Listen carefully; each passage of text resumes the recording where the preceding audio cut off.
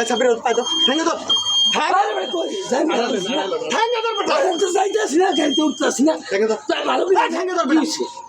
এই কি দোষ থাকে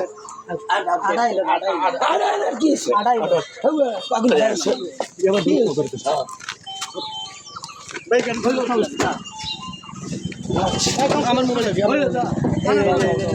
ভিডিও করছো আসসালামু আলাইকুম। আশা করছি সবাই ভালো আছেন। আলহামদুলিল্লাহ, আল্লাহর অশেষ রহমতে আপনাদের দোয়ায় ভালো আছি। তো আমার কার্যক্রমে কিছু মানুষের আসলে পাকা দানে মই দেওয়ার মতো অবস্থা, তাতে আমার কিছু যায় আসে না। আমি কাজ করি সাধারণ মানুষের সমাজের জন্য, সমাজ যেন ভালো থাকে, সুরক্ষিত থাকে, এটাই আমার লক্ষ্য, আমার অন্য কোনো লক্ষ্য না। আমি মিয়া নুরুদ্দিন আহমেদ অপু ভাইয়ের, আমাদের মাননীয় সংসদ সদস্য, আমাদের এমপি মহোদয়ের নির্দেশে আমি এই কার্যক্রম পরিচালনা করতেছি ইনশাল্লাহ। আমার সহায়তা আমার ভাই বেরাদার, ছোটো ভাই বেরাদার আছে, সচেতন মহল অনেকেই আছে, কিন্তু ইয়াবা কারবারি এবং মাদক কারবারিরা আমার কাছে অনেকটাই আমার প্রতি বিলা, তাতে আমার কিছু যায় আসে না। আমার শরীরে এক বিন্দু রক্ত থাকা অবস্থায় আমি এই পথ থেকে কখনোই পিছু পা হব না।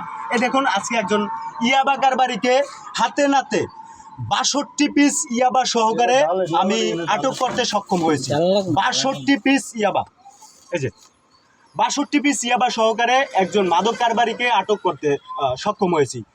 আপনারা দেখুন, মাদক কারবারি যদি আমার বাবাও হয়, অন্যায়কারী যদি আমার বাবাও হয়, সে আমার শত্রু।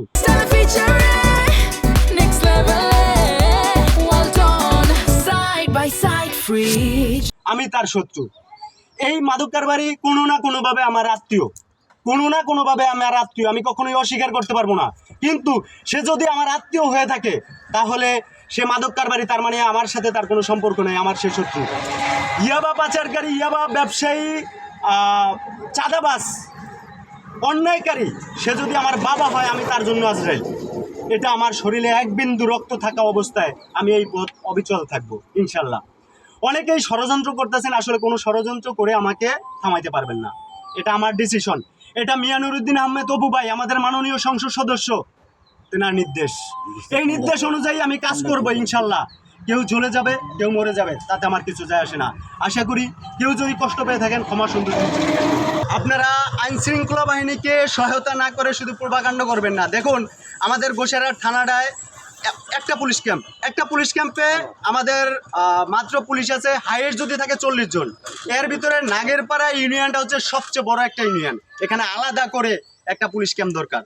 সেক্ষেত্রে পুলিশ তো মানুষ, তাদের রেস্ট আছে, ঘুম আছে, তারপরে ডিউটি বদল আছে। তো তারা কয় দিকে যাবে? কোনো ধরনের ঘটনার সত্যতা যাচাই না করে পুলিশকে অযথা আপনারা হয়রানি করবেন না। এতে করে বিভ্রান্ত সৃষ্টি হয়, পুলিশরা তাদের মনোবল ডাউন হয়ে যায়, তারা কাজ করতে অনেকটা বিভ্রান্তের শিকার হয়। সেক্ষেত্রে পুলিশকে সহায়তা করার জন্য আপনারা যারা সচেতন মহল আছেন, তারা দয়া করে সঠিক ইনফরমেশন দিবেন, পুলিশকে তাদের কার্যক্রম করার জন্য উৎসাহ প্রদান করবেন।